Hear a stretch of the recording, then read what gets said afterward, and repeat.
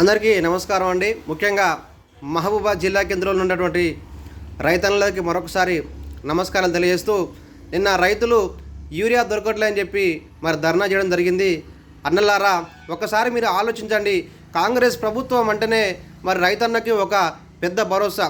మీకు అందరూ చేసిన విషయమే, కాంగ్రెస్ ప్రభుత్వం వచ్చి రాగానే రైతులకు రుణమాఫీలు చేసింది. అదే కాకుండా కింటాకి ప్రతి రైతుకు కూడా 500 రూపాయల బోనస్ ఇవ్వడం జరిగింది. సకాలంలో రైతు బంధు కూడా ఇవ్వడం జరిగింది. కాంగ్రెస్ ప్రభుత్వం పూర్తిగా 100కు 100% రైతు పక్షాన, రాజ్యాంగ రైతు రాజుగా ఉండాలని చెప్పి కూడా కాంగ్రెస్ ప్రభుత్వం ప్రధాన ధ్యేయం. వాస్తవానికి యూరియా అనేది కేంద్రం నుంచి రావాలి.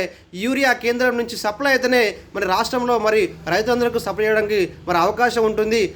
ఆపరేషన్ సింధూర్ నేపథ్యంలో పాకిస్తాన్, చైనాను ఒత్తిడి చేయడం వల్ల మనకు యూరియా సప్లై అనేది తగ్గిపోవడం జరిగింది. గతంలో మన మహబూబాబాద్ పార్లమెంట్ సభ్యులు శ్రీ పొరిక బల్లాం నాయక్ గారు కూడా యూరియాని తక్షణమే కేంద్ర ప్రభుత్వం రాష్ట్రానికి ఇవ్వాలని చెప్పి కూడా ధర్నా చేయడం జరిగింది. ఆ ధర్నా చేసే క్రమంలో కూడా ఒప్పుకున్నట్టే ఒప్పుకొని ఇప్పుడు ఇబ్బంది పెడుతుంది కేంద్ర ప్రభుత్వము. స్థానికంగా ఉన్నటువంటి గౌరవ ఎమ్మెల్యే గారు కావచ్చు, అదేవిధంగా గౌరవ ఎంపీ గారు కావచ్చు, ముఖ్యంగా మహబూబాబాద్ నియోజకవర్గంలో ఎక్కువగా గిరిజన ప్రజలు ఎక్కువగా ఉంటారు. వీరందరూ కూడా ప్రధాన వారి యొక్క ఆధారం వ్యవసాయ రంగం కాబట్టి వారందరిని దృష్టిలో పెట్టుకొని కూడా ఎమ్మెల్యే గారు, అదేవిధంగా ఎంపీ గారు కూడా కేంద్రంలో ఉన్నటువంటి వాళ్ళకు లేఖలు రాయడం జరిగింది. యూరియా పంపారని చెప్పి వాళ్ళు కూడా ఒత్తిడి చేస్తుంది.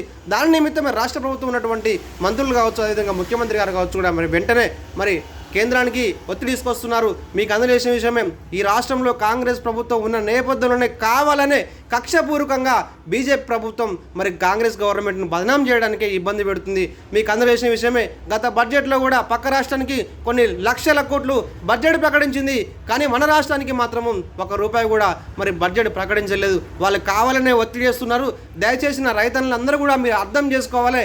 ఎందుకంటే వీళ్ళు ప్రతిపక్ష ధోరణిలో చెప్పే నాయకులు చెప్పే మాటలు కూడా మీరు నమ్మొద్దు.